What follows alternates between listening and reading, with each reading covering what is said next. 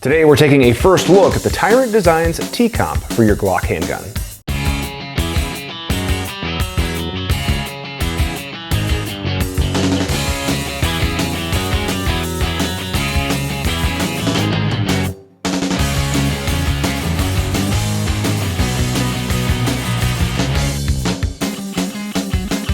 Adding a compensator to your Glock handgun has grown in popularity in the last couple of years, particularly when adding a compensator on a Glock 19 as shown here to bring the overall slide length to about the length of a 34. It's been a really popular configuration lately. Well, the growing number of compensators that are coming available to the market today have added to one. We're taking a first look at the T-Comp from Tyrant Designs, which is hoping to be a worthwhile entry into that market. Hi guys, my name is Dave Tim. Thank you very much for checking out this video. To learn more about us and to keep track of all of our content, make sure you're visiting our webpage regularly, that is gunsandtactics.com, and be sure to subscribe to all of our social media outlets so you can stay up to date on all of our content. And as always, we would sincerely appreciate it if you hit the subscribe button and subscribe to our channels so we can keep growing and doing more cool things like this. So here is the T-Comp from Tyrant Designs, and it's a two-piece. It has a stem, which is actually available in different colors, and it has the compensator here. Now, what is kind of cool about the design is that the ports here travel all around the stem, so we don't have to worry about timing the ports to the comp when we install it. And actually installation is really simple, which I'll show you here in just a second. So what you get in the box for $90 is the selling price, is you get the whole system, plus you get a bag of these O-rings and wrench included, which I'll show you what they do here in just a second. So what the comp hopes to obviously improve is the shootability and felt recoil of the gun. Now, one thing to note with compensators in general on handguns is if you're going to put a comp on a handgun, you need to make sure you're using ammunition that is not the wimpiest, cheapest stuff out there. The compensator needs energy to dissipate in order to work.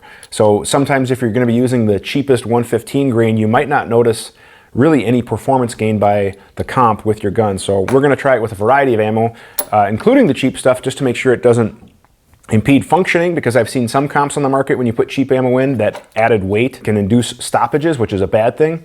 And we also want to make sure that it actually compensates on some of the heavier stuff as well. So we'll give that a try. We have two Glock 19s here, both Gen 4. One obviously just has a red dot, but we're going to kind of have our control. So let's put it on the one with the red dot. Obviously make sure your firearm is unloaded, there's no ammunition, and go ahead and put in your threaded barrel. In this case, I have a KKM versus the stock barrel.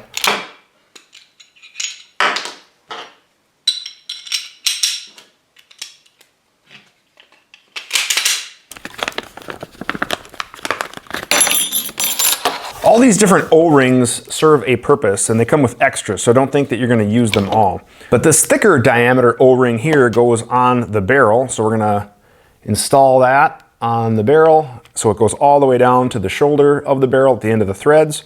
And this thinner O-ring will go on the stem all the way down into this groove here. So once the O-rings are installed on the barrel and the stem, you're good to go. Now we're going to take the comp and go ahead and put that on, and you'll note that there is a front and a back.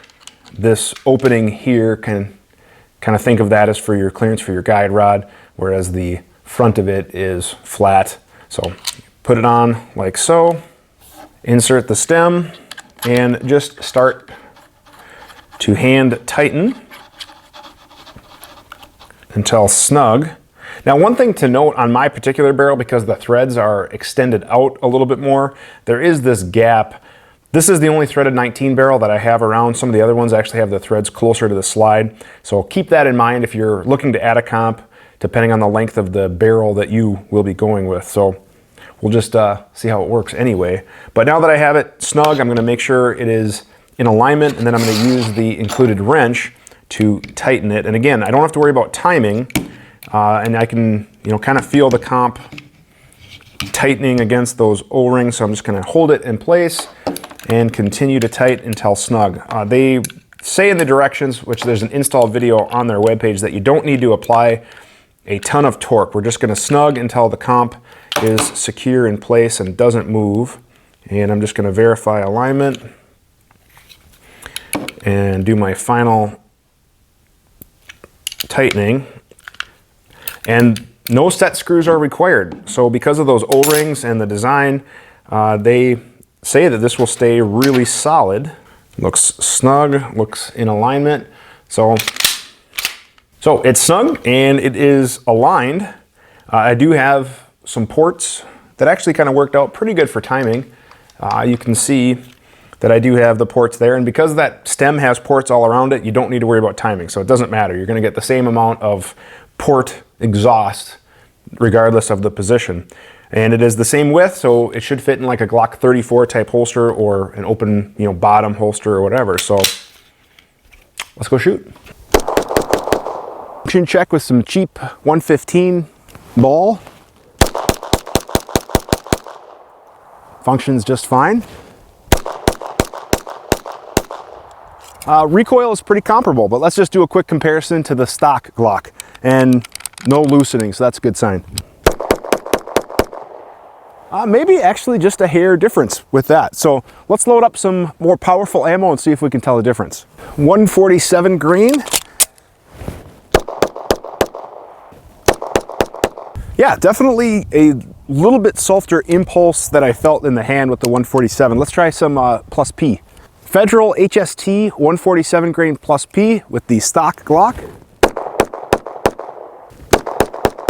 Definitely a felt difference in recoil. Muzzle rise, it's a little bit different looking at a dot versus the front sight, but there's definitely less snap with the T-Comp on the HST plus P. Quick function test with some of the cheapest of the cheap Wolf Polyformance 115 steel. So it cycled the Wolf just fine, so that's good. Let's see what else I got in the bag. All right, we'll get a baseline with the Winchester 147 grain Ranger LE round.